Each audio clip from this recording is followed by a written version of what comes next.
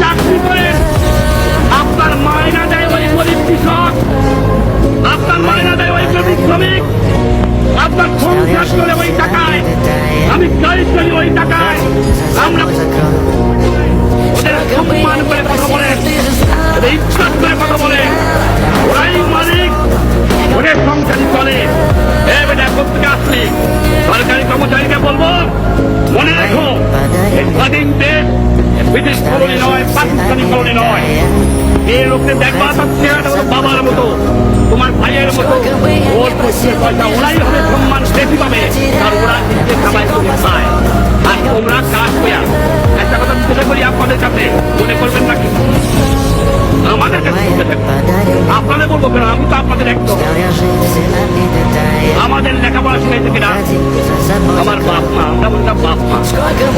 আমাদের লেখাপড়া শিখাইছে কে? আমার আজ ডাক্তারি পাস করাইছে, আজ ইঞ্জিনিয়ারিং পাস করাইছে, আজ সায়েন্স পাস করাইছে, আজ বৈজ্ঞানিক করেছে, আজ অফিসার করেছে। কার টাকায়? বাংলার আপনাদের কাছে আমার জিজ্ঞাসা, শিক্ষিত ভাই না আপনার লেখাপড়া দিয়েছে শুধু আপনার সংসার দেখার জন্য নয়, আপনার ছেলেমেয়ে দেখার জন্য নয়, দিয়েছে তাদের আপনি কাজ করবেন, সেবা করবেন।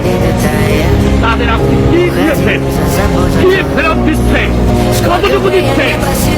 4 টাকায় ইঞ্জিনিয়ারটা, 4 টাকায় ডাক্তারটা, 4 টাকায় অফিসারটা, 4 টাকায় রাজনীতিটা, 4 টাকায় মেম্বারটা, 4 টাকায় সবটা সমাজ যেন ঘুরে ঘুরে গেছে।